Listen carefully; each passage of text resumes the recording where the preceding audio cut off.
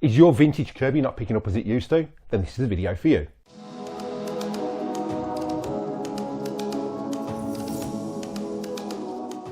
Now, everything you're using in the video today, there are links in the description below for the best place to get your Kirby products. Make sure you check those out at the end of this video. Hi Kirby fans, welcome back to the channel. This is a video I've been requested to remake. It's purely for the pre-generation Kirbys, and I'll state that again, the pre-generation Kirbys. So any vintage Kirby that isn't picking up correctly. Now, there's a few reasons this might be happening, and I'll jump in and I'll show you what it might be. Now, whatever vintage Kirby you've got, whether you've got the Classic 3, the Heritage 84, the Heritage 2, or the Legend 2, over time you may have noticed that it stopped picking up as well as it did. Now, there's a couple of reasons for that. First of all, what you may need to do is check your belt. If you've got the Legend 2 or the Heritage 2, you have got a light on here which will let you know, and it'll start flickering when the belt is worn. On the earlier versions of the Kirbys, we didn't have that light to let us know whether the brush roll was turning correctly. So we'll jump in and look at another reason why your Kirby may not be picking up and how to resolve it.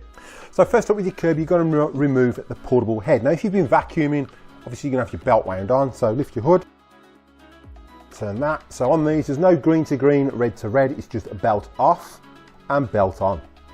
So wind the belt off and then just wind the tension off that belt. And what early Kirby you've got, the brush roll and the belt system work exactly the same. Well, so there's two things you're going to need to adjust your Kirby brush roll. What I like to use is a ruler. You want to go roughly about halfway. So you're going to go a 1/16 of an inch up there. And I'll demonstrate why in a second. Also a screwdriver. What I like to do with a screwdriver, slotted screwdriver, put a line in line with that, and you'll see why when we come in to adjust it. What you may notice on the bottom, they look identical. In my opinion, this is an easier system because you haven't even got to take the brush roll out to adjust it. So what happens over time is your brush roll will end up wearing and ending up flush with this rug plate. Now, looking at your brush roll, what you want to do is place your straight edge across there and just check whether that brush roll is touching that ruler, which it isn't. It's actually below. So if we run our ruler up and down, you can see we're just catching those bristles, but not enough to make an impact. So it's just skimming your carpet. So what you want to do is adjust the height of this brush roll. Now, this is a lot easier than it is on the Generation 3. You haven't got to take the brush roll out to do it.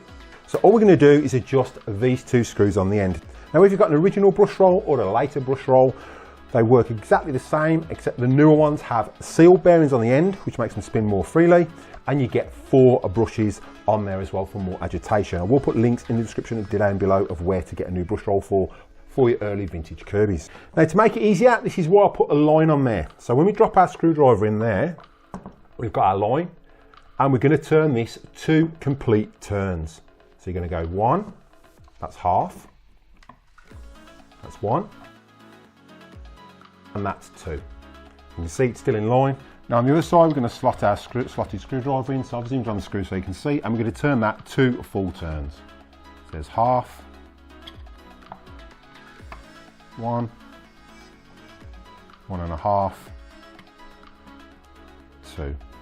So now when we drop our ruler on, you can see that we're sticking past at least a 1/16 of an inch.